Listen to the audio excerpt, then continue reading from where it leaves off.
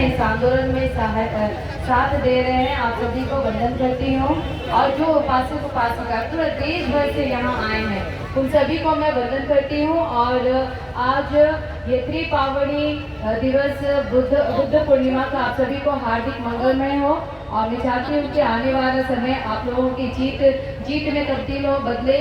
और इसी आशा के साथ मैं अपनी बातें रखना चाहती हूँ। ये जो बातें जो मैं आज बताने जा रही हूँ, ये मेरी अपनी कुछ भावना है जो मैं आप लोगों के साथ शेयर करना चाहती थी। इसीलिए मैंने अपना नाम यहाँ पर दिया था, क्योंकि भाषणबाजी तो ठीक है, आ रहे बहुत सारे लोग हैं जो अपने भाषण यहाँ पे बातें बता रहे हैं, लेकिन ये मेरी अपनी एक विचार है जो मैं आप लोगों के साथ शेयर करना चाह रही थी। बात यूँ है कि जब मेरा जो परिवार है, मैं बुद्ध को बाबा साहब को मैं शादी के बाद जानी हूँ, पढ़ी हूँ, समझी हूँ। इसीलिए आज मैं गर्व से कह रही हूँ कि मैं बुद्ध को मानती हूँ, उनके ज्ञान को, उनके संघर्ष को, उनके हर विद्या को मैं तहे दिल से अपने विचार में, अपने जीवन में उतारती हूँ। ये जब मैं नहीं थी, जब मैंने इनको नहीं पढ़ा था, जब मैं इनको नहीं जानती थी, तब मैं क्या थी? तब मैं हिंदू थी। खुद को मैं ये कहती थी कि बड़े गर्व के साथ मैं मंदिर जाती थी, पूजा करती थी, सारे जितने भी देवी देवताएं हैं उनको मैं पूजा करती थी। जो जिस तरीके से जो है, सोमवार को शिव है, मंगलवार को हनुमान है, इन सारी चीज़ों को मैं मानती थी और तहे दिल से इनकी पूजा भी करती थी। और बड़े गर्व के साथ मैं कहती थी कि मैं हिंदू हूँ। लेकिन जब जाति की बात आती थी ना, मैं सच कहती हूँ, बहुत शर्मिंदा, मतलब अंदर से ना बहुत शर्मिंदगी से महसूस होती थी कि मुझे बताना पड़ रहा है कि मैं नीच जाति से हूँ। कहीं ना कहीं हिंदू तो चलो ठीक है, आपने दिमाग में डाल दिया कि आप हिंदू हैं, आप मंदिर की पूजा कर रहे हो, भगवान की पूजा कर रहे हो, आपको छूट मिल गई है मंदिर जाने की, है ना।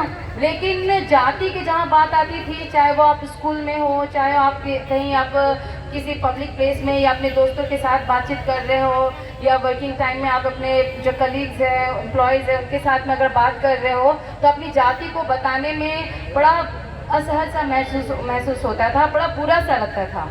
शादी हुई, शादी के बाद भी थोड़ा मतलब कि पढ़ना एक था कि देवी देवता मानती थी, उनके प्रति एक श्रद्धा था।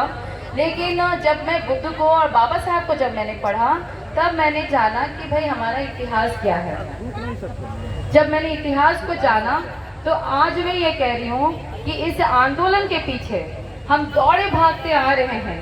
कहाँ से लोग आ रहे हैं, दान दे रहे हैं, किस श्रद्धा के साथ में, क्या कारण है जो यहाँ पे, मतलब हम ये कह रही है, जो भीड़ जो है ना, ये भीड़ नहीं है कि भाई आपस किसी के पीछे चले आ रहे हैं। हम पढ़े लिखे लोग हैं, स्कॉलर्स है, यहाँ पे पढ़े लिखे लोगों की भीड़ है ये। आखिर इन्होंने पढ़ा क्या है, क्या जान गए हैं ऐसा कि आज यहाँ आकर के बैठे हुए हैं, इस आंदोलन में साथ दे रहे हैं। ये मीडिया जो हमारी बातें जो बाहर जो लोग जो सुन नहीं रहे हैं, जो हम कह रहे हैं कि भाई सरकार सोई हुई है, हमारे लोग सोए हुए हैं, ये क्यों सोए हुए हैं मुझे तो समझ में नहीं आ रहा। कि बाबा साहब को फिर से पढ़ो, हमारा बहुजन समाज को पढ़ने की जरूरत है। आपने जो स्कूल में जो एकेडमिक एजुकेशन लिया है ना, साइंस, मैथ्स और ये सारी चीज़ों को जो पढ़ा है, और matric pass, first division, graduation first division, आप टॉपर हो। लेकिन अगर आप घंटी बजा रहे हो, आप मंदिर जा रहे हो, पिंडदान कर रहे हो, तो आपके टॉपर होने का कोई फायदा नहीं। आपके टॉपर होने का कोई फायदा नहीं, क्योंकि आप अंधविश्वासी हो, आप पाखंडी हो, और आप अपने समाज को धोखा दे रहे हो। तो ये धोखा देना बंद करो। हमने अपना इतिहास जाना है, हम इतिहास पढ़े हैं, हम जानते हैं कि किस तरह से हमारे पूर्वजों को कितना अपमानित किया है, कितना शोषण किया है, कितना दुख हुआ होगा एक पानी पीने के लिए। सोचो जरा, सामने कुआं होगा, बच्चा रो रहा होगा, और सामने बाल्टी और रस्सी होते हुए भी वो अछूत महिला जो है अपने बच्चे को पानी तक पिला नहीं सकती होगी, क्योंकि पानी, कुएं से पानी निकालने का अधिकार नहीं था। पानी था, कुआं था, बाल्टी था, सब कुछ होते हुए भी हमारे बच्चे को, हमारे पूर्वजों को प्यास से मरना पड़ा होगा। वो बच्चा बिलख रहा होगा, एक माँ तड़प रही होगी अपने बच्चे को पानी पिलाने के लिए। ये अपमान आपको याद रखना है। आज इस आंदोलन में हम आए हैं तो याद रखना है उस अपमान को। ये अपमान हम लोग क्यों सहते हैं, क्यों सहे थे? क्योंकि एक धर्म था जो हम लोगों को नीच बनाकर रखा था। वो चाहता था कि हम नंगे रहें, हम कपड़ा नहीं पहने, हम पानी नहीं पिए, हम साफ पानी नहीं पिए, हम खाने के लिए भी, इज्जत से खाने के लिए भी हम तरस जाते थे। तो ये आंदोलन उसके लिए लड़ाई है, ताकि हमारे बच्चों को फिर से वो सारी चीजों को बर्दाश्त ना करना पड़े। तो ये आप लोगों को समझना होगा। और मैं बिहार के लोगों से निवेदन करती हूँ कि प्लीज आप यहाँ आए। यहाँ आप जो भीड़ देख रहे हैं ना, यहाँ पे कमी महसूस हो रही है आपके साथ की जरूरत है। यहाँ पे आकर आप बैठो। यहाँ पे आप ये ना सोचो कि आपके लिए रेड कारपेट लगाया जाएगा, तब आपको ये इनविटेशन दिया जाएगा कि आप आओ इस आंदोलन में शामिल हो। नहीं, आप यहाँ बैठो, यहाँ माइक लगा हुआ है, आप अपने लोगों के साथ आओ। यहाँ मीडिया है, यहाँ लोग हैं, आपको सुनना चाहते हैं, आपको जानना चाहते हैं। तो ये ना सोचे, ये आंदोलन हम सब के लिए, ये हमारी विरासत की लड़ाई है। और ये अगर बात हमारी सरकार नहीं समझ रही है तो ये बात उनको समझना पड़ेगा, देर न सवेर उनको समझना पड़ेगा। हमने कहा, एक महिला नागपुर की थी, मुझे बहुत अच्छी बात ये लगी कि बुद्ध ने जहाँ हमें शांति सिखाया है तो बाबा साहेब ने हमें क्रांति करना भी सिखाया है। तो हम क्रांति के लिए भी तैयार हैं, सरकार को समझना होगा।